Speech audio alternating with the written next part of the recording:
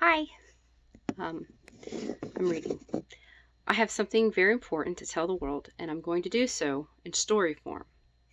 Well, it's going to start out that way. Oh, but wait for it, because it's not what you think. It's really not. And it's worth it if you want to know what depression really is. I've been sitting on this for like 10 years, people. This is important, trust me. 10 plus years. So, without further ado, I gotta do it this way. It's the only way. I can't handle this. I don't like the face to even though it's not face to face. I'm gonna go with it anyway. And forgive me, but due to recording issues, I had to script it out and record voice ahead of time. But I know people like seeing faces, which I say blah, but I get it's part of the process, so I'll just be here listening with you. I'm supposed to smile. Once upon a time, I had a friend whom was one day happily crunching on some Brussels sprouts when all of a sudden they heard a crunch from inside. Along with that was the owl. Who knew veggies could be so mean to you? So, felt around inside the mouth and felt nothing was different, and instead of going to see the dentist, my friend continued on with life. Of course, my friend, all the way in the back of their mind, knew they really should go see a dentist. But if you don't see a problem, is there one? So now fast forward 2 years. Since that first owl, there have been occasional owls, and now there is also the occasional sensitivity, but nothing that has stayed around. Until one day.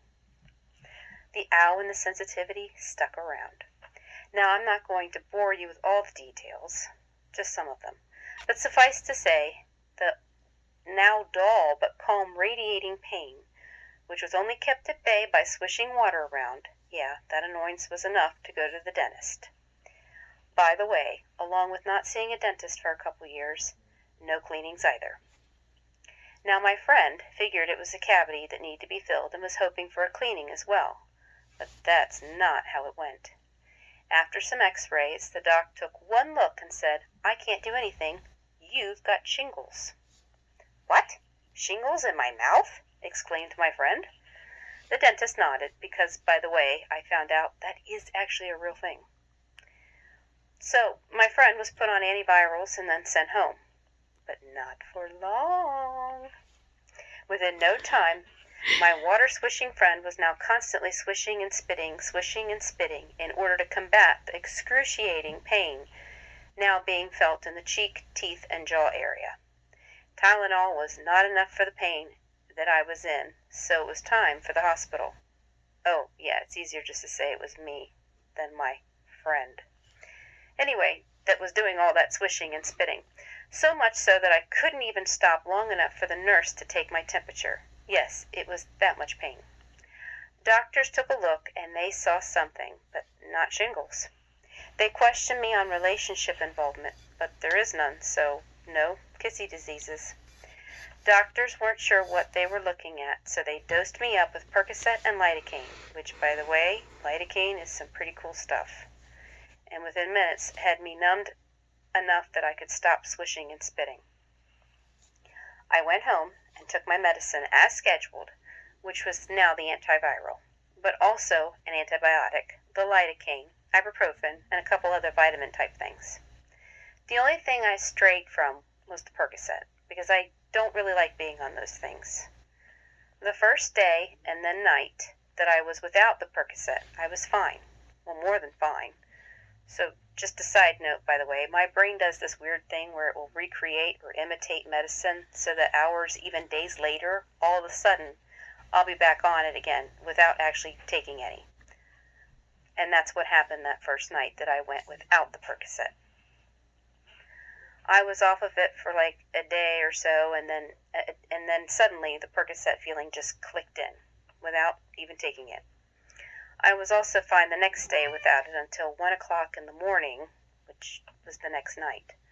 Oh, I woke up with pain all over again, so I had to take it. In the meantime, that next day I saw the doctor, and then after that I saw the dentist again. Here's the funny thing. Remember the dentist said shingles? Later that same day, the hospital doctor said, "Not sure about shingles, but there is something there." The next day, the doctor said absolutely nothing was there. The day after that, the dentist again said, yeah, I still see something, which makes me feel like maybe they're looking at me like I'm making this up. No, I'm not. And because the dentist still saw something, of course that meant I still did not get my cleaning, which was a bummer. In the following days, I continued taking on schedule all of my medicines, which is actually very much unlike me. Trust me, I always forget, but this time I wasn't going to forget. I also went back and forth to the dentist several times. Luckily, I was no longer in that excruciating pain.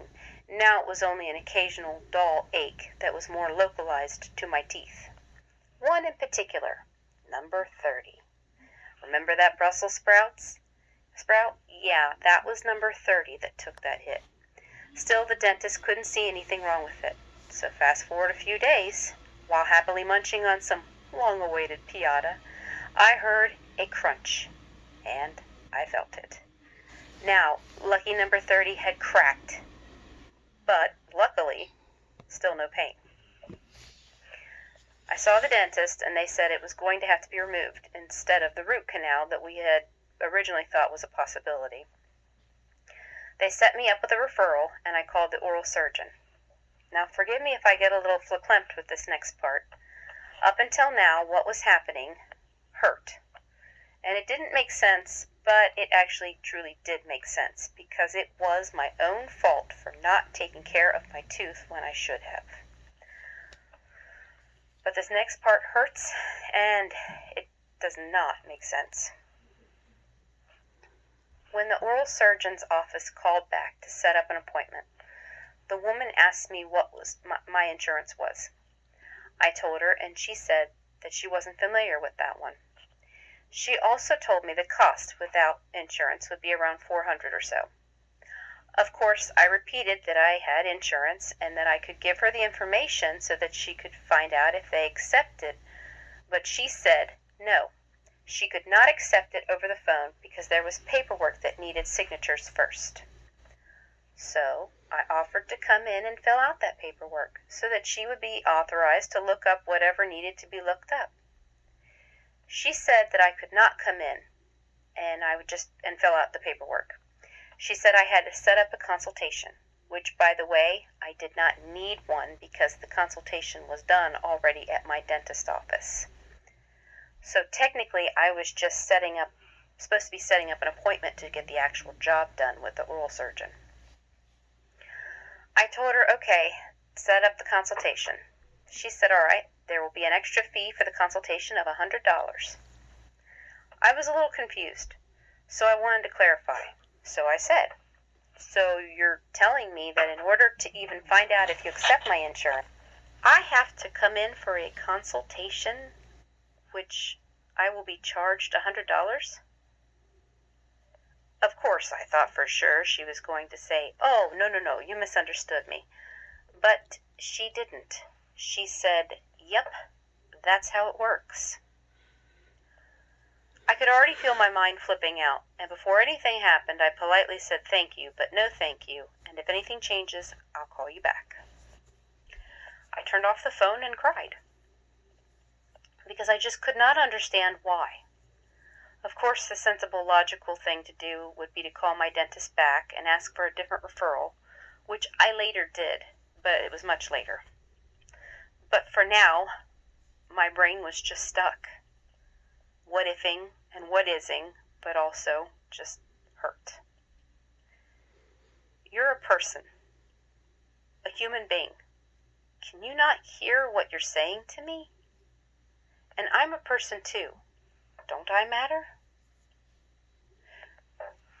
From there were more words and more thoughts, but to suffice to say, it just turned into depression. The kind where you crawl in bed and pretty much forget the world is real and alive, because you're not. Hours went by, and I knew what I wanted and needed to do. I just wasn't able to do it. I needed to call the dentist back to make sense of things. If not to make sense of that surgeon person, then to make a different sense out of my situation. to be able to know what is and what is the new, what I can expect. And I really wanted to, but I couldn't. For a couple days, I just stayed like that. I knew I had to do something about my tooth. And I was fearful, because I remembered the excruciating pain. And even more fearfully, what if that pain could come back at any time? The swishing water had just barely kept the pain tolerable, and even when it did, it was only for a few seconds before I had to spit the water out and immediately start swishing more water. And that's all I could do, constantly using the two hands that I have for only that task and nothing else. I began to have panic attacks. I don't know if you're familiar with panic attacks, but they are scary. You don't know what's happening or why. So then you also don't know how to fix it or if it can be fixed. Your heart begins racing uncontrollably, and no amount of calm breathing is helping. You feel sick, you feel numbness spreading through your body, and you're fearful that what follows will be death, because that's truly what you feel like is happening. You feel like you are dying, but not just dying. As the numbness spreads, you're actually feeling yourself die. Then there are times when really bad depression can feel like that. The difference is the breaking hurt makes you feel a slow, drawn-out death, as you crumble watching the alive world around you through dead eyes, whereas the panic attacks are fast. When it subsided, my thoughts were of my still, unwritten will. Now this is where I'll say, whereas my words are not done, the story for now is over. You see, where the story stopped is where I started writing. So now, I'll tell you the truth. Are you sure you're ready for this? So what would you say if I told you that I was meant to be depressed? Even though I can't see them right now, I know you're giving me looks, but it's true. And yes, there is a reason. But bear with me, because this is going to sound a little weird and a little backwards, but again, it's true. There's also a long drawn-out version, but I'll try and give you the simple one. I'm trying to fix the lighting. So number one of the brain's jobs is to keep us alive, our innate need to survive, even if it has to create a defense mechanism. And just like we have an inner child, I'm pretty sure there's a parent in our brain too. And using the old cliche, we're going to go with mother. In this case, overprotective mother. Now, as many people know, overprotective parents mean well, but they're not always right. In fact, often they try so hard to protect that they end up going in the opposite direction and hurt us. All just to keep us alive. Sounds a little dramatic, but I think you get it. What's one thing that depressed people fear? Going even lower. There you go. Becoming more depressed. Higher. Because Higher. that could be 6 Sorry. feet under. But remember, our brain wants us to survive. I think I turned the fan on with the light When we are down. depressed, our brains are Sorry. going into a survival mode. But it's an over-survival mode. Because remember, it's now being overprotective. So now the brain focuses only on what is needed and the what is. The more depressed, the more overprotective. It causes the brain to fog up, cease working in some ways, and in other ways work backwards, meaning use information incorrectly. I'll give you just a couple examples in a minute.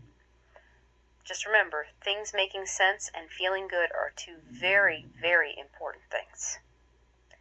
There's actually a much more longer explanation, but for now, like I said, I'm going to keep it simple. In depression, it's better to plateau, which means you do not feel better, but you also do not feel worse. You just stay numb, happy in your crappy or content in your discontent. It's a sad existence, but it's the truth. And one big thing about depression is detaching. Again, there are reasons for this, but simply put, if you're detached, then you don't care. And if you don't care, then you can't get hurt, and things do not matter, whether they make sense or not. Please also keep in mind I'm speaking about a more severe depression. There are milder versions that don't quite go off that deep end, but it's just to give you an idea. Now, all that being said, I'll tell you why I was supposed to be depressed. And remember, this isn't a choice that I am consciously making. To be depressed or not depressed, yeah, I would rather not be.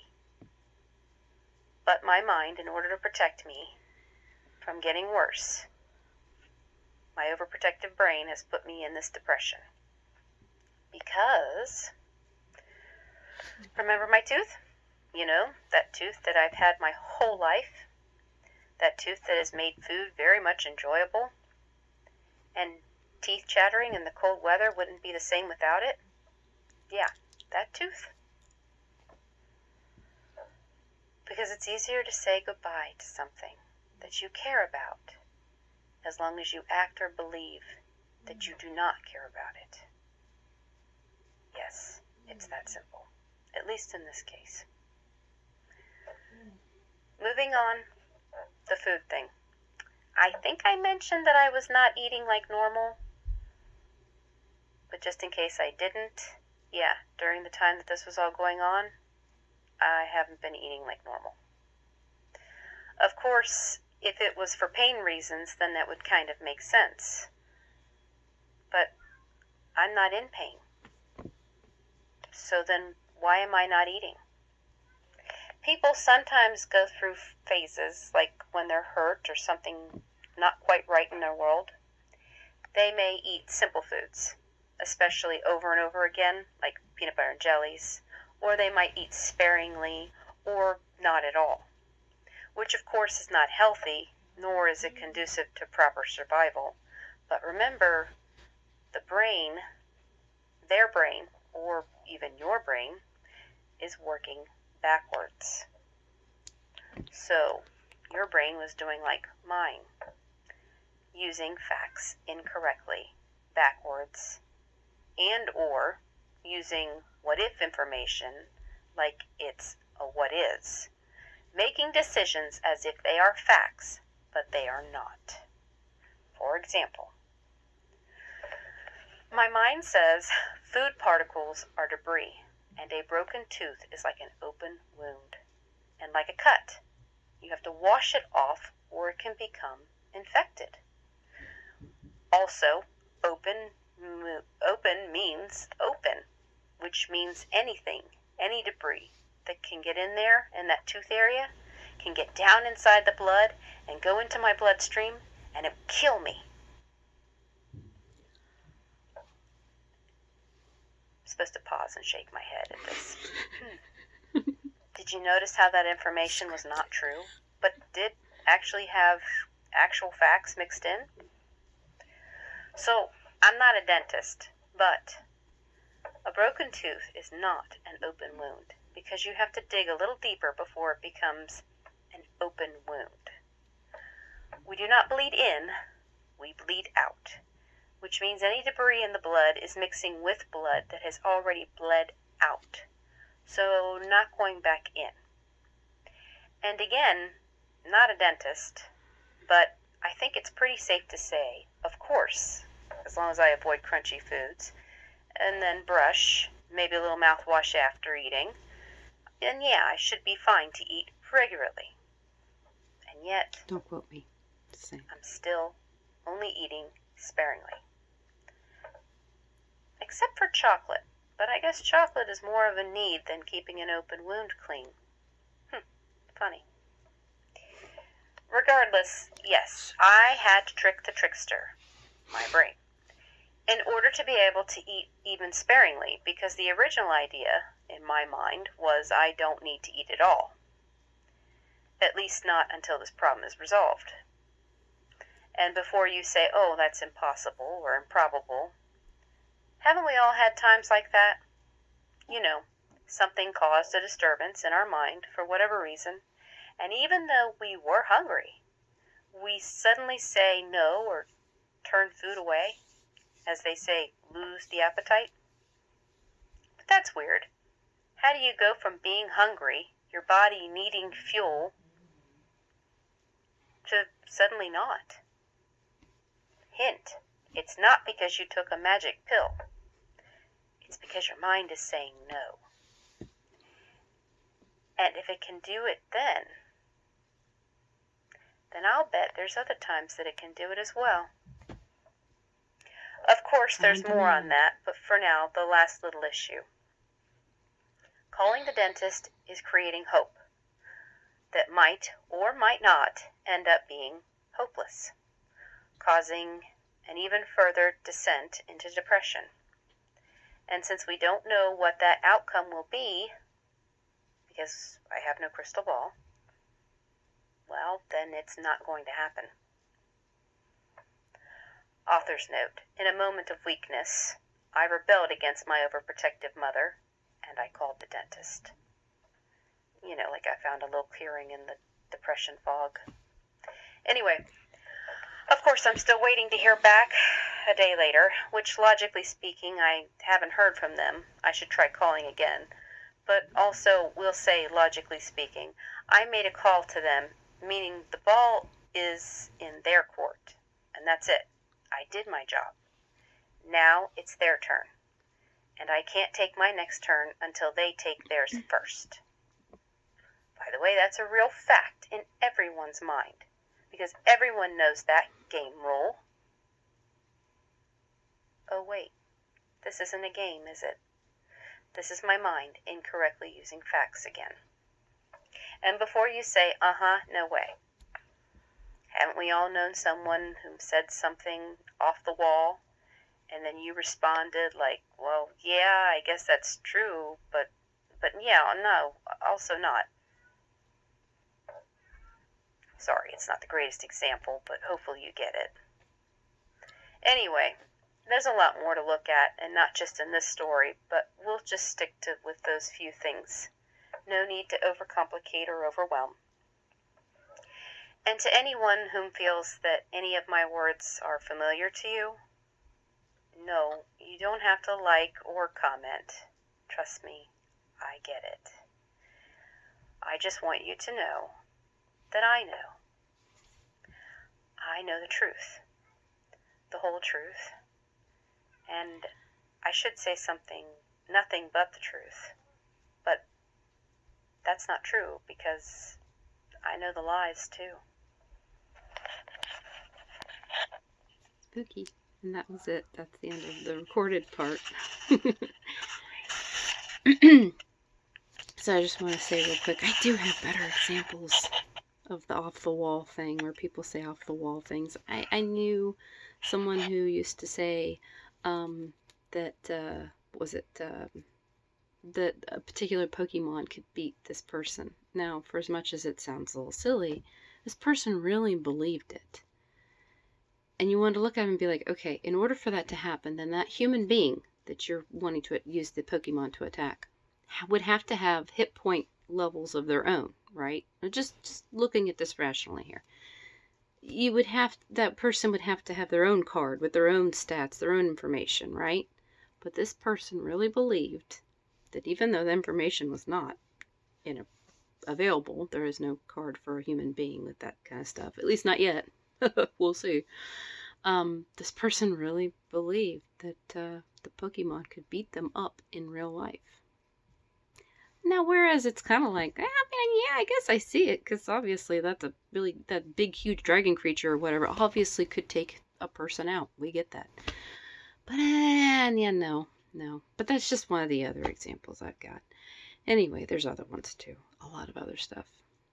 Maybe I'll make more videos. Maybe not. Do I need to? That's the question. Bye.